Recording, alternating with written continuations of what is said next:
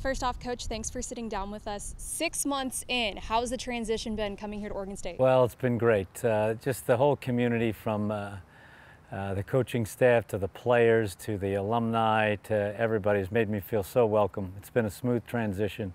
The football part of it is easy because you just get into a rhythm of it, and it's just been great to watch the games from last year, get to know the team, get to know the system, and then go through spring and really get a hands-on view of the players, and now into camp. It's been great. How's the transition specifically been from NFL to college football? Well, in a lot of ways, football is football. The system is the same that I've taught for years. A lot of the concepts, just the terminology is different. So that part of it is the biggest difference. Is that in the NFL you have a lot of guys that are really good players that can play at that level. In college you just don't have that many NFL caliber players. So you get a wider range of skill level. You know, there's the Sean Mannion's and those guys that are going to go into the NFL, but there's also those freshmen who don't know much, and you really got to be able to coach all the different levels. So in that way, it's been refreshing. While you were in the NFL, you got to coach with your brother, the head coach of the Dallas Cowboys, Jason Garrett. How was it, coaching with one of your brothers?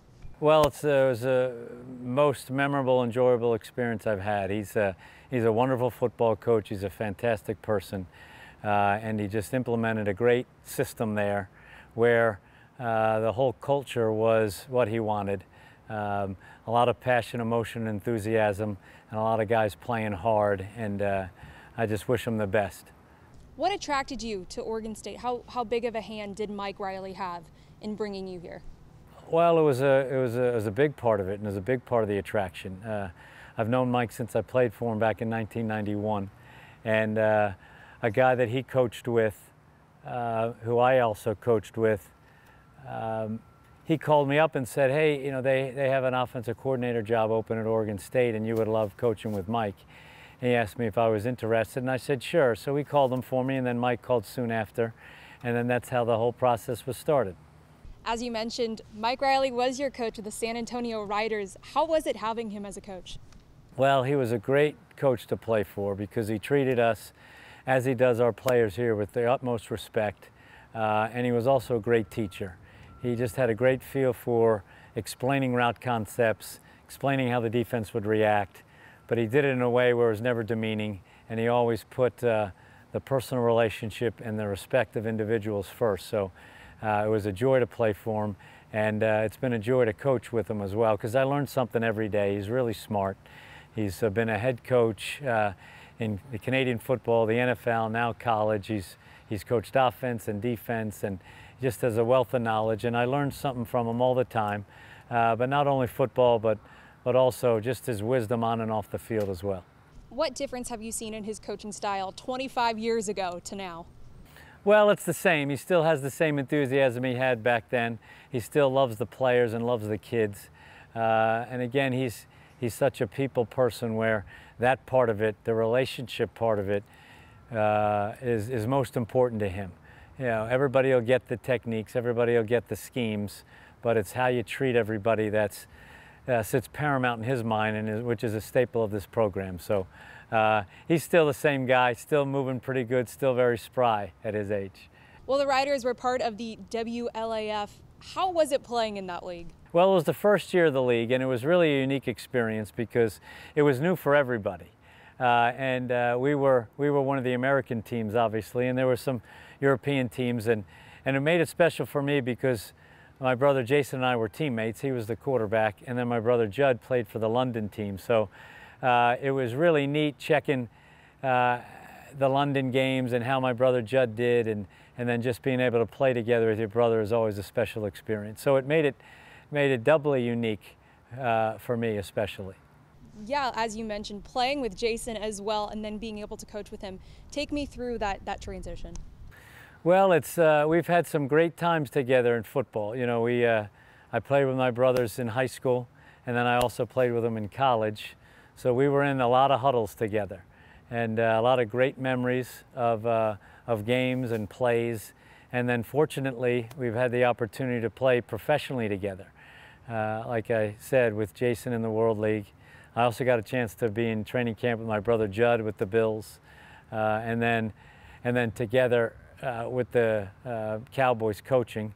Jason and Judd were together with the Cowboys as players. So we've just been blessed with unique experiences with our family, being able to share the great game of football together. Another one of your teammates on the Riders was John Layfield, or as WWE fans might know him as JBL. How was it playing? How did you fit in with a WWE star? Well, he brought just great energy, emotion, passion to the field every day. He kept it light. He made everybody laugh. He has a great sense of humor. He could impersonate Hulk Hogan like the best that I've ever seen, and it was very ironic that he went into that profession after playing. But he was a good player. He was a tough guy. He brought a nastiness and a toughness to our team. But off the field, he kept it very light, and we just had a great rapport with all the players. Did enthusiasm like that from your teammates rub off on you on any and translate over into your coaching style? Well, I think when you're enthusiastic about anything, it's contagious. You know, when guys see you coaching that way, that you love football, I think they get pumped up. And it's a lot of people say it's the oxygen of the soul. And you know, we only get to do this once. We don't get this day back, so why not do it with just tremendous joy and enthusiasm? And I always tell the guys, play like you love it.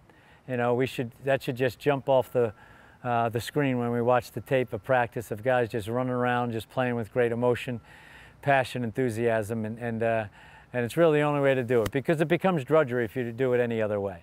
Let's talk about your coaching style a little bit. What's your philosophy when you're on the field? Well, you know, I was a guy that was a borderline player. I was always fighting to make a roster at the pro level, and I was fortunate to make a couple teams. And the way I was able to do that is I wasn't blessed with great physical gifts, so I had to compensate with technique and attention to detail. And that was my only way I could survive. So I wanted to impart, and I want to impart, every bit of knowledge that I had or have acquired to the players, so those guys with really good physical ability could really play well. And I imagine those guys that with great speed, size, and athleticism, that if they really were good technicians, there should be nothing that could stop them or from reaching their potential. So that's what I try to get across to them, and I try to do it with great enthusiasm and care, because we ultimately want to play our best, and in order to play our best, we got to do it the right way and with great effort. What about off the field? What's your mentality of being a leader of men? Well, I think whether it's on the field or off, you always have influence. All of us we're in a position of influence, whether you're in a leadership position like a head coach or a coordinator, or a teammate or a position coach. You always can have influence on people.